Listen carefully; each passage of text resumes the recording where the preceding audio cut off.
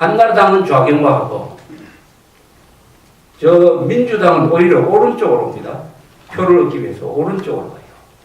그러면 양쪽이 다 비슷해져 버려요. 이렇게 수렴이 되어버립니다. 그러면은 사람들이 혼란을 빠질 거예요. 뭐 두 정당이 다 비슷비슷하니까 굳이 투표 안 해도 될 거고 투표해도 내하고 친한 사람 하겠다. 이런 식의 판단을 애매모호하게 마비시키는 역할을 지금 한나라당이 열심히 하고 있다. 그러면은 대답은 하나밖에 없습니다. 애국 세력이 정치 세력화돼야 됩니다. 애국 세력이 정치 세력화돼야 돼요. 애국 운동은 지금까지 애국 운동을 했습니다. 애국 운동, 정치와 거리를 두었어요.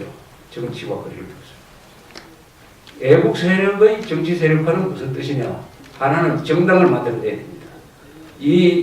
여기 계신 분들, 그리고 대한민국 정통 세력의 꿈과 희망을 반영할 수 있는 정당이 반드시 만들어져야 돼요. 이 정당을 만들어내지 못하면 한국의 애국 세력은 계속 노쇠해서 소멸하든지 아니면은 팬클럽 정도밖에 안 되고 한나라당에 의해서 이용만 되고 버려지고 배신당하고 갈 겁니다. 어떻게 하면 애국 세력을 정당을 만드느냐? 이 정당은 기치를 제대로 내걸어야 돼요. 자유통일입니다. 우리는 자유통일하는 세력이다. 자유통일의 찬스가 왔어요. 자유통일을 해가지고 북한 동포를 해방해야 행복하게 산다. 자유통일을 하여 인류국가 만들어 행복하게 살자. 그렇게 하기 위해서는 이 한반도는 통일되고 자유롭고 번영하고 강력한 나라가 되어야 된다. 그렇게 하기 위해서는 어떤 경우에도 자유민주주의와 한미동맹을 유지를 해야 된다. 요 기치를 딱 내걸고 하면은 제 생각으로는 최소한 민주당이 지금 5석인데 그보다 몇 배나 더 많이 될 겁니다. 그런데 이런 정당은 언제 집권을 하느냐?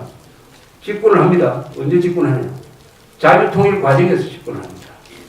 통일의 찬스가 왔을 때, 총일의 찬스가 왔을 때 국민들은 둘러봅니다. 아, 그동안에 누가 자유통일을 하자고 부르짖었느냐? 누가 우리한테 자유통일의 전략을 가르쳐주고 비전을 가르쳐주느냐? 그 사람을 찾게 됩니다. 그러면 역사의 초대를 받는 거죠. 그게 역사의 부름을 받는 겁니다. 반드시 집권을 겨냥한 자유통일 애국정당을 여러분들이 만들어내야 됩니다. 만들어내야 돼요. 그러면 그 정당이 나는 10년 안으로 집권한다고 봅니다. 집권해요. 그런 예가 우리 역사에서 많아요. 윈스턴 처칠이라는 사람은 여기 계신 분들처럼 1930년대에는 영국에서 수구 꼴통 전쟁광으로 욕을 많이 먹었어요. 왜냐? 맨날 하는 이야기가 히틀러가 언제는 전쟁을 하니까 우리가 그게 준비를 해야 된다. 챔버린이라는 사람이 나가가지고 히틀러한테 체코슬로바키아를 갖다 바치고 평화를 얻어와가지고 우리 시대에 평화가 왔다라고 선전할 때도 챔버린이 속았다. 이렇게 이야기를 하면은 그 사람 지지하는 사람이 없었어요. 거의 없었습니다. 아주 독불장군이었어요. 처칠이. 그러다가 처칠의 예언대로 1939년 독일이 폴란드로 쳐들어가면서 2차 세계대전이 일어나니까 영국의 정치인들이 자연스럽게 처칠을 전쟁 내각의 수상으로 만들었습니다. 수상으로 만들었어요. 지금 애국 세력이 해야 될 것은 바로 그런 다가오고 있는 자유통일의 시기를 주도할 정치 세력을, 주도할 정당을 만들어내야 된다. 누가 기치를 내걸 거나, 누가 그 사람을 지원할 거냐 하는 이 고민이 이 애국 세력 사이에서 왕성하게 이루어져야 바로 우리가 주인이 된다는 이야기입니다. 항상 우리가 손님으로 놀아서는 안 되지 않습니까?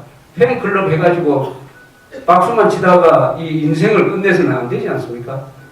이 근사한 나라, UNDP 통계에 의하면은, 최근 통계에 의하면은 169개국 중에서 대한민국이 12등에 올랐습니다. 12등에.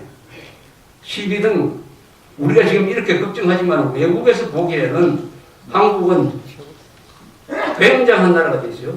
12등에 올랐는데 그 명단을 보면 이래요. 1등은 노르웨이, 2등은 호주, 3등은 뉴질랜드, 4등은 미국, 5등은 아일랜드, 6등은 리텐슈타인, 7등 네덜란드, 8등 카나다, 9등 스웨덴, 10등 독일, 11등이 일본이고 12등이 한국입니다.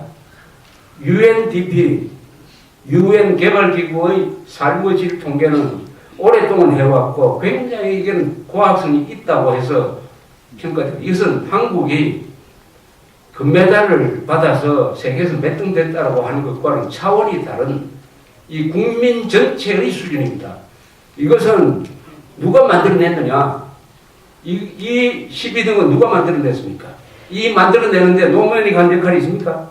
김대중이가 한 역할이 있어요? 박지원이가 한 역할이 있습니까? 김대의 역할이 있어요? 민노당 역할이 있습니까? 이건 누가 만들어냈느냐? 이승만, 박정희, 노선이 만들어낸 겁니다. 그거에 맞춰서 열심히 일한 바로 우리와 우리의 선배 세대가 만든 것이 바로 세계에 12등 되는 나라입니다. 여기에서 그러면 한국의 국회는 세계에서 랭킹 몇 등이냐? 여러분 몇 등 될 것 같습니까? 전기톱이 등장하고 망치가 등장하고 박지원이 같은 저런 거짓말을 해도 아무런 제재를 받지 않는다는 게 문제입니다. 왜 거짓말이 병행하느냐?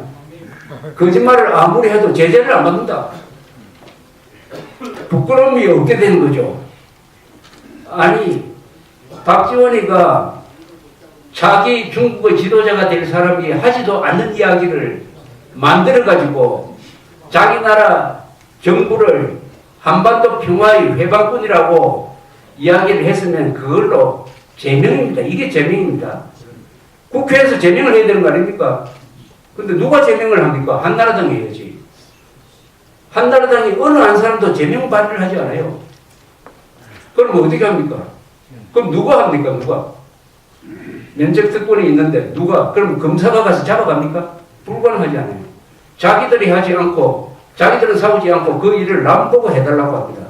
이런 비겁한 게 어디 있습니까? 이런 비겁한 게. 요새 또 무슨 수색을 한다고 난리치는데 그것도 웃기는 거죠. 한나라당이 민주당의 이중대가 된 거 아닙니까? 민주당은 김정일 정권의 이중대 아닙니까? 그럼 한나라당은 김정일의 이중대 아닙니까? 그런 일을 부끄럼 없이 한다는 데 문제가 있어요. 부끄럼 없이. 또 문제는 그런 한나라당에 아직도 기대를 걸고 있다. 이건 아주 비참한 이야기죠. 주인의식이 없는 이야기죠. 이게 노예근성입니다. 노예근성. 노예근성, 우리 4대주의를 오래 하다 보니까 우리 체질 속에 있어요. 체질 속에 있습니다. 중국에 대해서는 제대로 이야기도 못하고 만만한 일본에 대해서는 이야기를 하고 중국 어선이 지금 우리 영해에 와가지고 우리 해경들을 납치를 하고 두들 패고 물에 집어넣고 하는 걸 보고 누가 흥분하는 사람이 있습니까? 흥분한 정부도 없고 경찰도 얻어맞기만 하고 작년 초에는 이 시청 앞에서 10,000명이나 되는 중국 사람들이 여기 와서 행패를 부려도 화를 안 냅니다. 실제로 화가 안 나는 것 같아요. 이게 다 노예근성 4대주의죠. 이게 정치판에서 이루어지면은 지금 우리가 세계에서 11등까지 끌어올렸어요. 근데 이것은 거기다가 어떤 분야냐? 평균 수명 1인당 국민소득 그리고 교육 수준을 모은 겁니다. 여기에는 뭐가 빠졌느냐? 법치, 안보, 국민의 정신력, 애국심, 거짓말하는 사람을 그 사회가 응징할 수 있는 장치가 있느냐? 이런 것은 다 빠져 있습니다. 그래서 12등이라는 걸 믿고 가만히 있다가는 정신이 망가지면 모든 게 망가진 것입니다.